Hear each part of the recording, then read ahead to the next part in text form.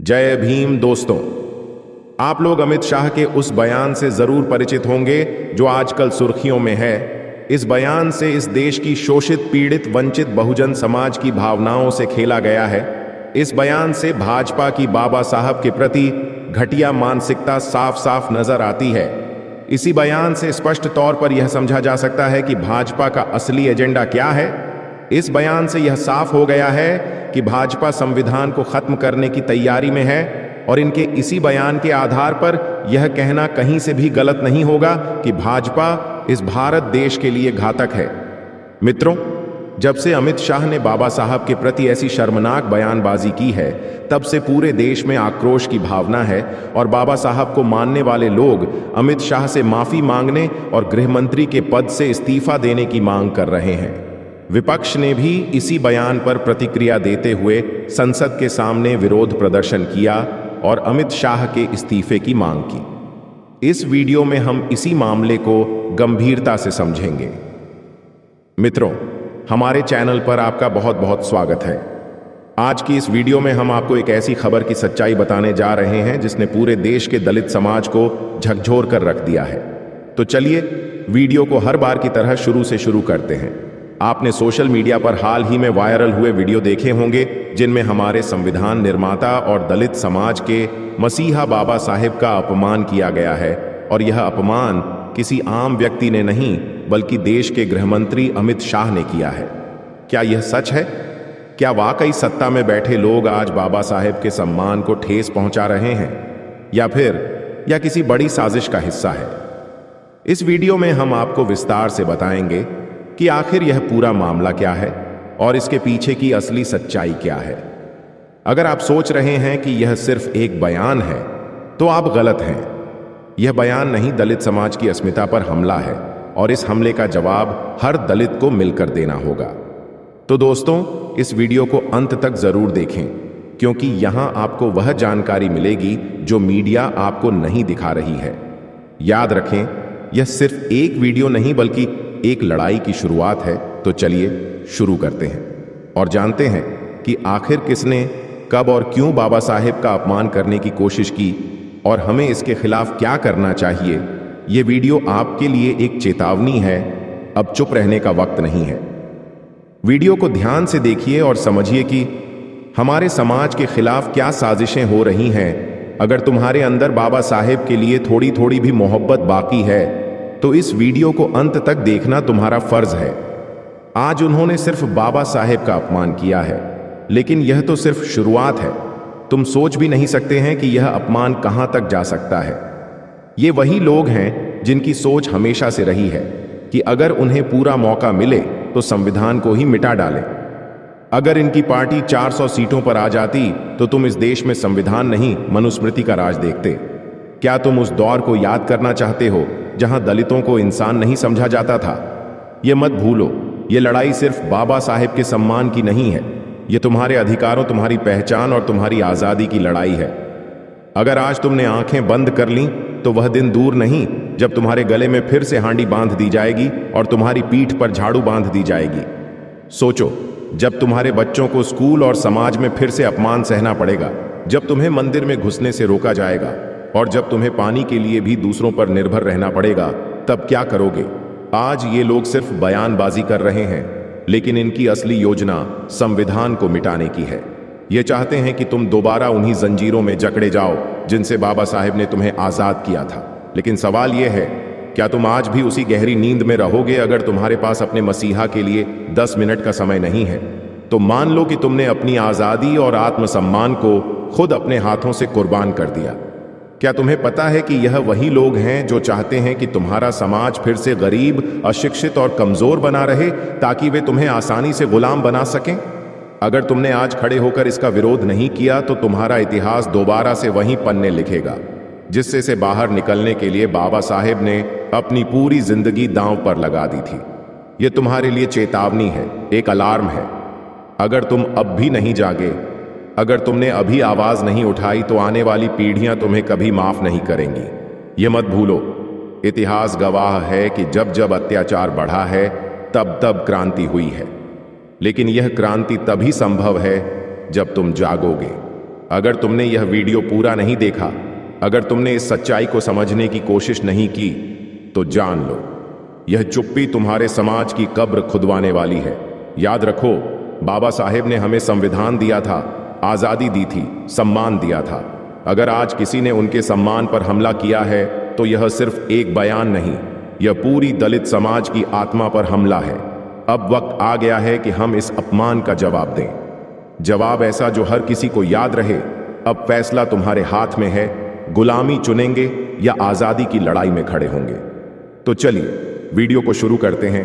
Video शुरू करने से पहले अगर आपने इस चैनल को सब्सक्राइब नहीं किया तो इस मिशन में इस चैनल को सब्सक्राइब कर लेना। जिस तरह से उन्होंने अमित शाह जी ने बाबा साहब अंबेडकर का अपमान किया, करोड़ों लोगों की भावनाएं आहत हुई हैं। क्या बाबा साहेब अंबेडकर का नाम लेना सिर्फ फैशन है? क्या अमित शाह का यह बयान भारत के करोड़ों दलितों और अंबेडकर समर्थकों का अपमान है? आज हम आपको इस मुद्दे की हर परत खोल कर दिखाएंगे। कहानी सिर्फ राजनीति की नहीं बल्कि करोड़ों दिलों की आस्था की भी है। आपने कभी सोचा है कि एक व्यक्ति जिसने इस देश का संविधान लिखा, जिसे करोड़ों लोग भगवान की तरह पूजते हैं, उसे फैशन कहने का क्या मतलब हो सकता है?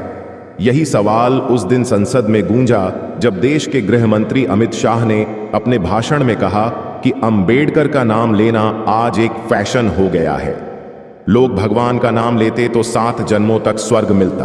क्या वाकई यह बयान सच है क्या? ऐसा कहकर अमित शाह ने अंबेडकर जी का अपमान किया या राजनीति का सिर्फ एक और खेल है? बाबा साहेब ने हमें अधिकार दिए, हमारी पहचान बनाई, हम उन्हें भगवान मानते हैं, उनके बिना हमारा कोई अस्तित्व नहीं। बाबा साहेब का नाम लेना फैशन नहीं, यह हमारी श्रद्धा है। हमारे पूर्वजों ने हमें सिखाया है कि बाबा साहेब की पूजा करो, क्योंकि उन्होंने हमारे लिए संविधान लिखा। लेकिन संसद में अमित शाह का यह कहना कि अंबेडकर का नाम लेना फैशन हो गया है, क्या सही था? क्या यह उन करोड़ों लोगों की भावनाओं पर चोट नहीं है जो बाबा साहेब को भगवान मानते हैं? सोचिए, क्या ऐसा बयान देने का अधिकार किसी को है? क्या यह बाबा साहेब की विरासत का अपमान नहीं है? अमित शाह के इस बयान के बाद कांग्रेस ने उनके इस्तीफे की मांग की। राहुल गांधी ने इसे मनुवाद का उदाहरण बताया। बीजेपी देश को मनुस्मृति से चलाना चाहती है। अमित शाह का बयान यही दिखाता है। क्या आपको लगता है कि बाबा साहेब का नाम लेना फैशन हो सकता है या करोड़ों भारतीयों की आस्था है जिनके लिए बाबा साहेब भगवान है? हमारा देश बाबा साहेब का कर्जदार है। उनके बिना आज हमें शिक्षा, अधिकार और सम्मान नहीं मिलता। यह हमारा फैशन नहीं, यह हमारा धर्म है। क्या आप सोच सकते हैं कि आज भी कुछ लोग बाबा साहेब का अपमान करने की हिम्मत करते हैं? जी हां, ऐसे लोग जो सत्ता में बैठे हैं, जिनसे हमें न्याय और समानता की उम्मीद थी, वही लोग हमारे मसीहा, हमारे रक्षक और हमारे संविधान निर्माता बाबा साहेब का अपमान कर रहे हैं। हाल ही में गृह मंत्री अमित शाह द्वारा बाबा साहेब के प्रति अपमानजनक बयान देकर यह साबित कर दिया है कि कुछ लोग अभी भी मनुवादी सोच के गुलाम हैं। ये वही लोग हैं जो दलित समाज को फिर से गुलामी की बेड़ियों में जकड़ना चाहते हैं। लेकिन सुन लो, हम बाबा साहेब के अनुयायी हैं। हमें उनके संघर्ष और बलिदान ने सिखाया है कि अत्याचार के सामने झुकना हमारे खून में नहीं है। अगर कोई भी चाहे वह कितना भी बड़ा पद पर क्यों ना हो, बाबा साहेब का अपमान करेगा तो हम उसे यहां सहन नहीं करेंगे। यह हमारी चेतावनी है। अगर ऐसे लोग तुरंत माफी नहीं मांगते तो अंजाम बेहद गंभीर होंगे। हम सड़कों पर उतरेंगे, हर गली और चौराहे पर आंदोलन होगा। हमारी आवाज संसद से सड़क तक गूंजेगी। यह लड़ाई सिर्फ एक व्यक्ति के सम्मान की नहीं है, यह लड़ाई पूरे दलित समाज के आत्मसम्मान की है। बाबा साहेब ने हमें हक दिलाया, उन्होंने हमें लड़ना सिखाया। आज अगर कोई उनके विचारों पर हमला करता है तो वह हमारी पहचान पर हमला कर रहा है। हम उस हमले का जवाब देंगे, शब्दों से, विचारों से और जरूरत पड़ी तो बड़े आंदोलन से। याद रखो, बाबा साहेब का अपमान पूरे भारत के संविधान का अपमान है। अगर अमित शाह और उनके जैसे लोग माफी नहीं मांगते तो हम ऐसा आंदोलन खड़ा करेंगे जो इतिहास में दर्ज होगा। यह हमारी चेतावनी नहीं, यह हमारा वादा है। हमारा समाज जाग चुका है, हम चुप नहीं बैठेंगे।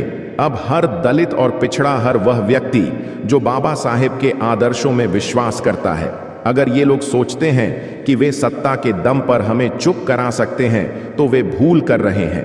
यह आग बुझने वाली नहीं है। यह संघर्ष तब तक चलेगा जब तक बाबा साहेब का अपमान करने वाले घुटनों पर आकर माफी नहीं मांग लेते। और अगर माफी नहीं मांगी तो अंजाम इतना बुरा होगा कि ये लोग अपनी गलती पर हमेशा पछताएंगे। हमने इतिहास में भी लड़ाई जीती थी और आज भी हम लड़ने के लिए तैयार हैं। बाबा साहेब का अपमान हमारा सब कुछ दांव पर लगाने के लिए काफी है। याद रखो, यह समाज अब जाग चुका है। अब अपमान का हर जवाब मिलेगा और ऐसा जवाब मिलेगा कि इतिहास याद रखेगा। अमित शाह के इस बयान के तुरंत बाद आजाद समाज पार्टी और भीम आर्मी के अध्यक्ष चंद्रशेखर आजाद, जिन्हें रावण के भी नाम से जाना जाता है, और खासकर कांग्रेस ने इसे मुद्दा बना लिया। राहुल गांधी ने इसे मनुवाद का प्रतीक बताया और आरोप लगाया कि भारतीय जनता पार्टी डॉक्टर अंबेडकर की विचारधारा और संविधान का अनादर कर रही है। बीजेपी देश को मनुस्मृति के अनुसार चलाना चाहती है। अमित शाह का यह बयान दर्शाता है कि बीजेपी संविधान और अंबेडकर के योगदान का सम्मान नहीं करती। कांग्रेस और अन्य विपक्षी दलों ने संसद के अंदर और बाहर विरोध प्रदर्शन शुरू कर दिया। संसद में नारे लगे, अमित शाह माफी मांगो, संविधान का अपमान नहीं सहेंगे। विवाद बढ़ने पर अमित शाह ने प्रेस कॉन्फ्रेंस में सफाई दी। उन्होंने कहा कि कांग्रेस ने उनके बयान को तोड़ मरोड़ कर पेश किया और उनका वास्तविक उद्देश्य गलत तरीके से दिखाया गया। हालांकि उनके बयान का पूरा वीडियो सोशल मीडिया पर वायरल हो चुका है, जिसमें कोई तोड़ मरोड़ या संपादन नहीं दिख रहा है। कांग्रेस ने अमित शाह से तत्काल माफी की मांग की। उन्होंने कहा, अगर प्रधानमंत्री मोदी को अंबेडकर जी के प्रति थोड़ा भी सम्मान है तो उन्हें तुरंत अमित शाह को गृह मंत्री के पद से बर्खास्त करना चाहिए। कांग्रेस ने इस बयान को संविधान पर हो रहे हमले का हिस्सा बताया। उनके अनुसार यह बयान दर्शाता है कि बीजेपी अंबेडकर की विचारधारा और उनके कामों का अनादर करती है। देश भर के दलित समुदाय और अंबेडकर समर्थकों ने इस बयान को अपने लिए अपमानजनक माना। उनका कहना था कि बाबा साहेब अंबेडकर का नाम लेना फैशन नहीं बल्कि एक आस्था है। संविधान और अंबेडकर जी ने हमें शिक्षा, अधिकार और सम्मान दिया है। अमित शाह का यह बयान दलितों की भावना को ठेस पहुंचाने वाला है, मगर सच्चाई यह है कि बाबा साहेब हमारे भगवान हैं। यह फैशन नहीं, यह हमारी संस्कृति है। अगर अंबेडकर जी ने संविधान नहीं लिखा होता तो आज हमें हमारे अधिकार नहीं मिलते। यह बयान केवल अंबेडकर जी के समर्थकों को नहीं बल्कि पूरे भारतीय समाज के लिए एक महत्वपूर्ण बहस का विषय बन गया है।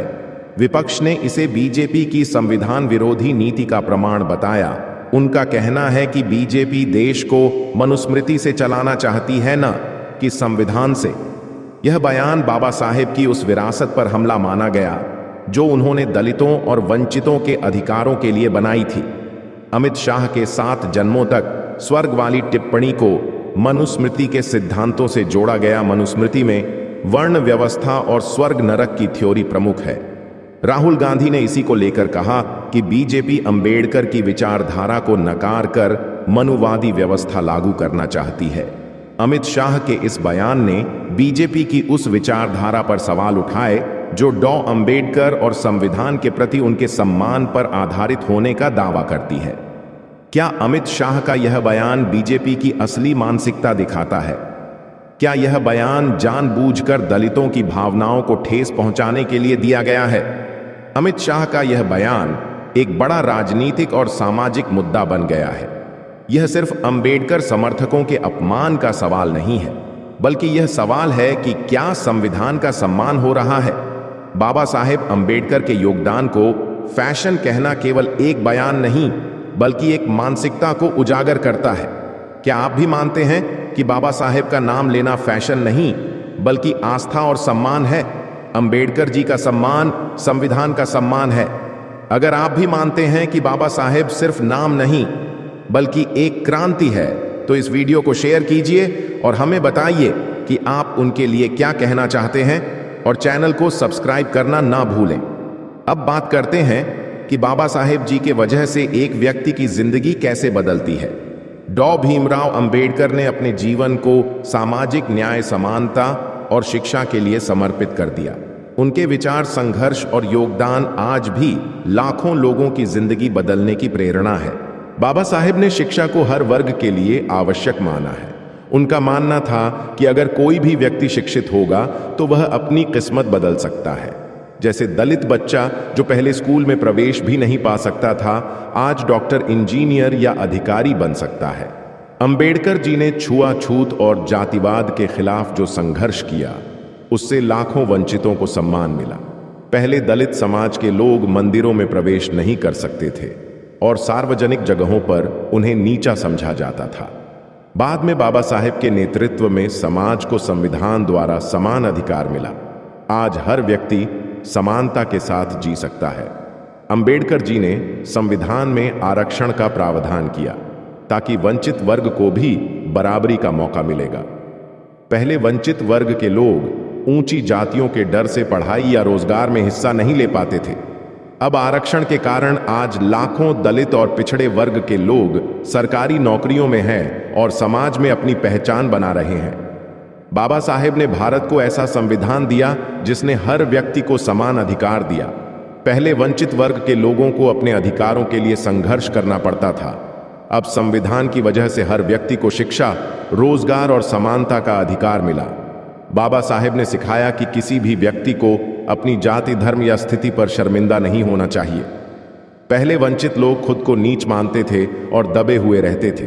अब अंबेडकर जी के विचारों ने उन्हें स्वाभिमान से जीना सिखाया।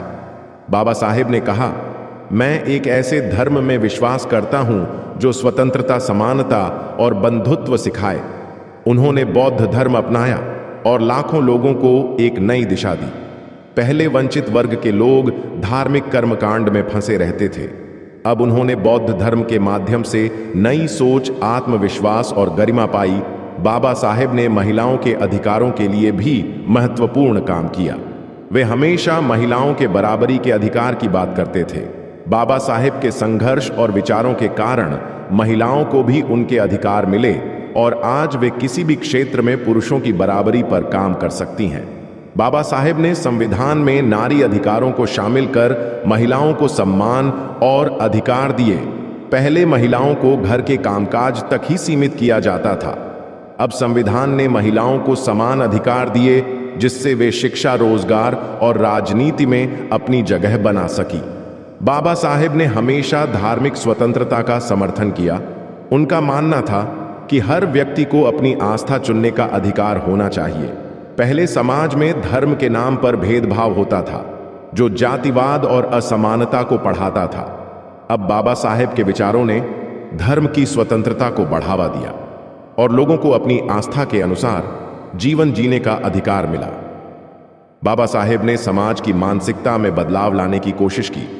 उनका मानना था कि मानसिकता में बदलाव के बिना समाज में असमानता का खात्मा नहीं हो सकता। पहले लोग जाति, धर्म और वर्ग के आधार पर भेदभाव करते थे। अब आज लोग बाबा साहेब के विचारों से प्रेरित होकर अपनी मानसिकता को बदलने की कोशिश कर रहे हैं और अधिक समान दृष्टिकोण से समाज को देखने लगे। बाबा साहेब ने दलितों के लिए संविधान में राजनैतिक अधिकार सुनिश्चित किया। पहले दलितों को राजनीति में भाग लेने का अधिकार नहीं था। अब बाबा साहेब के संघर्ष के बाद दलितों को चुनाव लड़ने और अपना प्रतिनिधि चुनने का अधिकार मिला। बाबा साहेब ने समाज में भाईचारे की भावना को बढ़ावा दिया। उनका मानना था कि समाज में सामूहिक और समानता की भावना होनी चाहिए। पहले जातिवाद और ऊंच नीच के भेदभाव के कारण समाज में भाईचारे की भावना नहीं थी। अब बाबा साहेब के विचारों ने समाज में समानता और भाईचारे का संचार किया। बाबा साहेब अंबेडकर खुद एक सामाजिक परिवर्तन के प्रतीक थे। उन्होंने अपने जीवन में दिखाया कि अगर व्यक्ति दृढ़ संकल्प और मेहनत से समाज में बदलाव लाने का प्रयास करे तो उसे सफलता मिलती है। पहले समाज में बहुत सी परंपराएं और आस्थाएं ऐसी थीं जो वंचितों के अधिकारों का हनन करती थीं। अब बाबा साहेब ने इन परंपराओं को तोड़ा और समाज में समानता की नींव रखी। बाबा साहेब ने कानून व्यवस्था और विधायिका में सुधार किया ताकि समाज में हर व्यक्ति को न्याय मिले। पहले भारतीय कानून व्यवस्था में बहुत सी खामियां थीं जो वंचित वर्ग के खिलाफ काम करती थीं। अब बाबा साहेब के प्रयासों से भारतीय संविधान ने हर नागरिक को समान न्याय का अधिकार दिया। बाबा साहेब के योगदान से आज कई लोग सामाजिक कार्यकर्ता और प्रेरक नेता के रूप में काम कर रहे हैं। पहले समाज में बदलाव लाने के लिए कोई ठोस नेतृत्व नहीं था। अब बाबा साहेब की वजह से कई सामाजिक कार्यकर्ता निकलकर समाज में बदलाव की दिशा में काम कर रहे हैं। बाबा साहेब ने मानसिक स्वतंत्रता की भी बात की। उनका मानना था कि समाज को तब तक सुधार नहीं सकते जब तक लोग मानसिक रूप से स्वतंत्र नहीं होंगे। पहले लोग अपने मानसिक बंधनों के कारण समाज में बदलाव के लिए नहीं खड़े हो पाते थे। अब बाबा साहेब के विचारों से लोगों को मानसिक स्वतंत्रता मिली और वे समाज को बेहतर बनाने के लिए कदम उठा रहे हैं।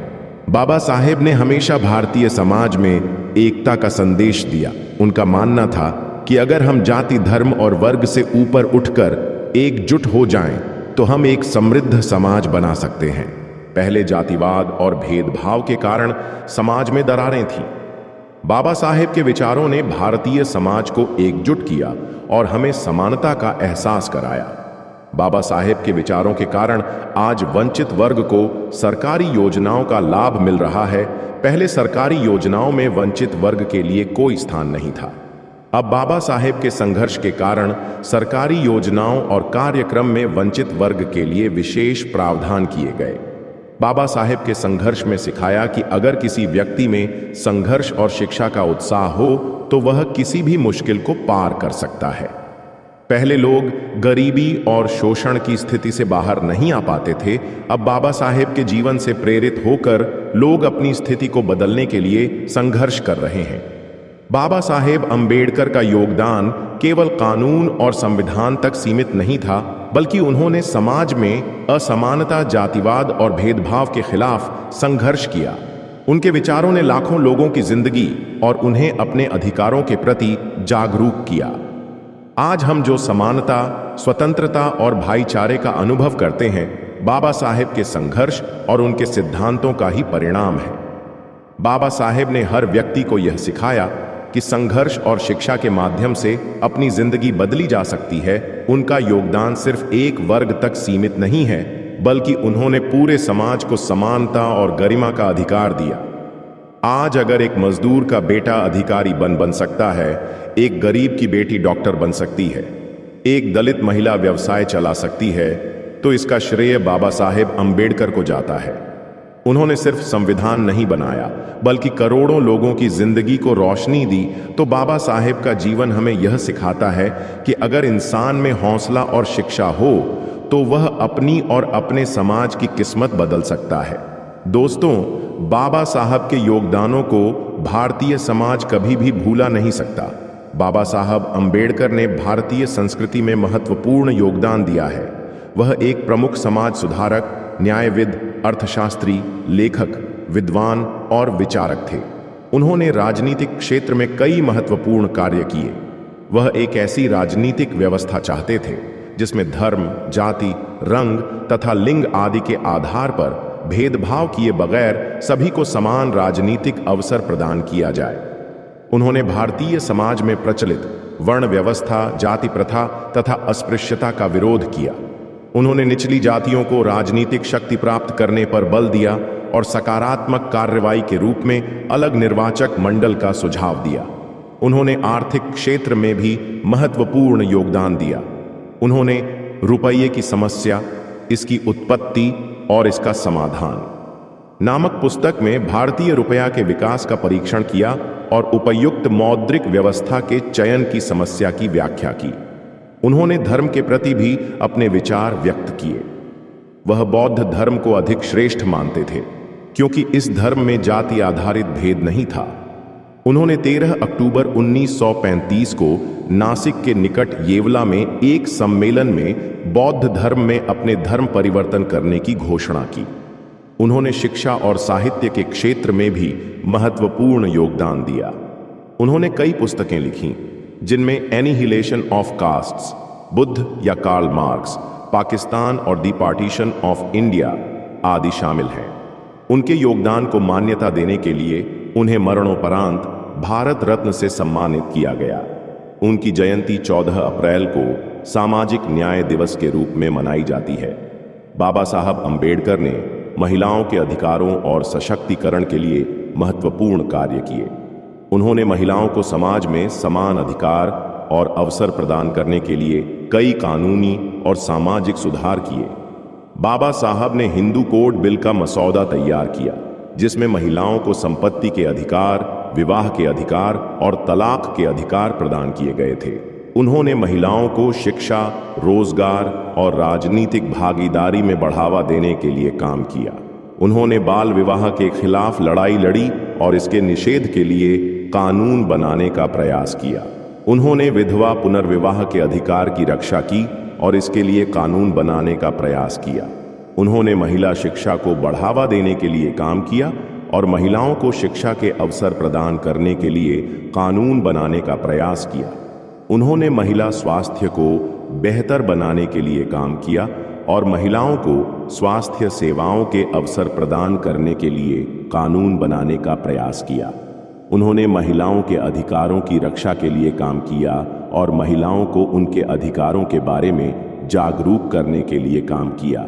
इन सभी प्रयासों के माध्यम से बाबा साहब अंबेडकर ने महिलाओं के अधिकारों और सशक्तिकरण के लिए महत्वपूर्ण योगदान दिया। दोस्तों, बाबा साहब की इन्हीं योगदानों से उन्हें कभी भी भुलाया नहीं जा सकता। जिस महापुरुष ने भारतीय संस्कृति सभ्यता में अपनी अहम भूमिका निभाई, जिसने इस भारत देश का संविधान लिखा, आज इस देश का दुर्भाग्य है कि इसी देश में उन्हें अपमानित किया जा रहा है। दोस्तों, हमें बाबा साहब के इस अपमान को सहन नहीं करना है। हमें वो सभी संभव प्रयास करने होंगे जिससे सरकार घुटनों पर आ जाए और बाबा साहब के अपमान के लिए माफी मांगे। हमें इसका जवाब वोट की चोट से देना है। तो दोस्तों, आज की इस वीडियो में बस इतना ही। अगर आप लोगों ने हमारी इस वीडियो को यहाँ तक देखा तो इसके लिए आपका बहुत बहुत आभार। वीडियो पसंद आई हो तो वीडियो को लाइक और हमारे चैनल को सब्सक्राइब कर सकते हैं। वीडियो देखने के लिए तहे दिल से शुक्रिया।